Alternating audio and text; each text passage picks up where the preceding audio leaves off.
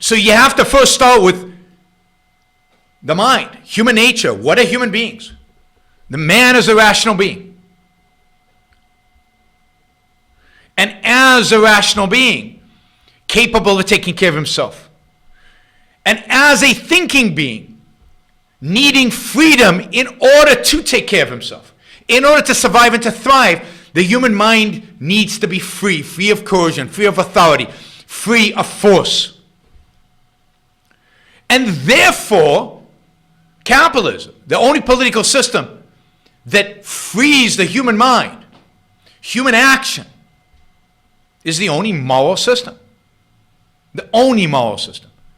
Because it allows human beings to be free to pursue their values using their rational mind by creating values, trading them in win-win relationships with others.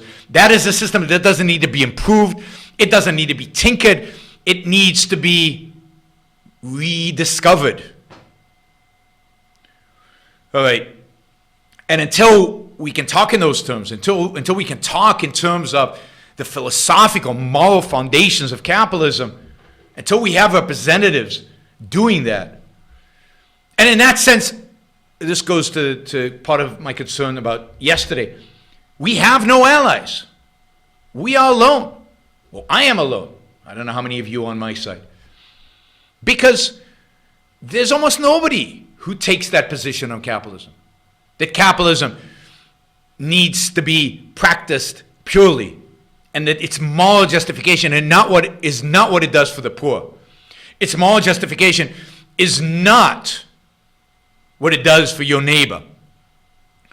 Its moral justification is that it leaves creative, productive, working individuals free to pursue their values, to use their mind, to think and to act in their own self-interest. That is the moral defense of capitalism. Now, that needs to be fleshed out, and I do that in some of my talks, and of course, you can find that, in the best fleshing out ever in Capitalism and Ideal, what is capitalism. Really, the whole book is basically a moral defense of capitalism.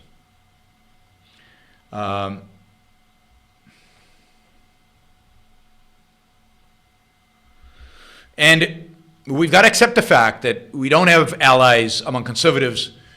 We don't have allies. We have very few allies among libertarians, unfortunately, because once you reject the mind, once you reject reason, once you reject objectivity, you reject the foundations of what capitalism really rests upon.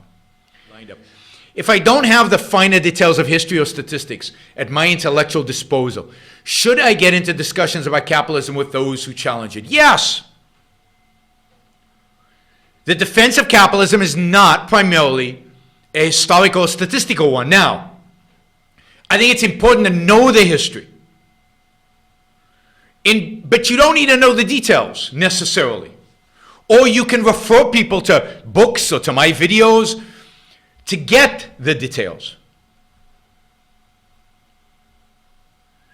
But the fundamental here is that the moral defense of capitalism rests on the idea of self-interest, on morality, on the need of individuals to pursue their own life by using their own mind, by acting on their own values and their own decisions, using their reason. That does not require statistics. And you can start there.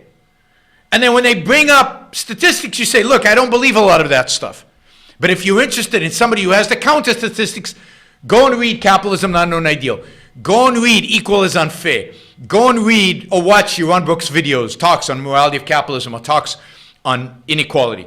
And all of those have the statistics and the history to back it up. Now, I do think you need to know some broad strokes in history, like what life was like before the Industrial Revolution, what life is like after the Industrial Revolution, what life was like during the Industrial Revolution, the liberty, the freedom, the innovation, the technology, the advancement mankind made during that period. You don't need to know in great detail, but you need to know the basics of it. And indeed, every human being on the planet should know this. I mean, one of the things that are so devastating is that the people who should be teaching us history, who should be teaching us the statistics, are all committed to the destruction of capitalism. That there's almost nobody out there presenting what the 19th century really was like. There's nobody out there presenting the dramatic changes in quality of standard of life, life longevity that were resulted from capitalism. And even those who do present it, like Pinker and others who show all the benefits materially of what's happened over the last 250 years, refuse to fully acknowledge that it was capitalism. And that the purer the capitalist system is, the greater it enhances human life. And while socialism has killed hundreds, tens of millions of people, capitalism has only improved human life, has only made human life better in pretty much every single realm. So they kind of say things like, Steven Pinker says this, and so does Matt Ridley and others. Yeah, capitalism is good, but it needs to be regulated. It needs to be controlled, just like author books needs to be controlled. And when you get the right mixture, just the right mixture of safety net and regulations and some capitalism, then it works the best. And no, that's actually not the truth. And the reason they can't see the truth is because the people who constantly teach about history, teach about statistics, distort them, pervert them, lie about them, evade the truth, because they are motivated not by bettering humankind, they are motivated by human destruction. They are motivated for you not to discover the true nature of capitalism. People don't want you to discover the true nature of capitalism. People don't want you to know the history, the intellectuals. They don't want you to know history. They don't want you to know economics. They don't want you to know what capitalism really does, because they hate you. They hate you as an individual. They hate individual life. They want mediocrity. They want destruction. They want you to disappear as an individual. They want you to just become one of the Borg, one of the group, one of the collective, indistinguishable. What motivates them is the hatred of individualism. What motivates them is the hatred of individuals distinguishing themselves. It is the mediocrities, the professors at the universities, the intellectuals who hate mankind, who hate progress, who hate achievement, who hate individuals standing up. They're the ones who are going to every extreme of lying in order to prevent you from knowing the truth about history. It's not a conspiracy in a sense that it's the consequence of altruism and collectivism, a consequence. Because altruism and collectivism must inevitably, ultimately lead to nihilism. And that's what drives us at the end of the day, is nihilism. What we need today, what I call the new intellectual, would be any man or woman who is willing to think. Meaning, any man or woman who knows that man's life must be guided by reason, by the intellect, not by feelings, wishes, whims, or mystic revelations.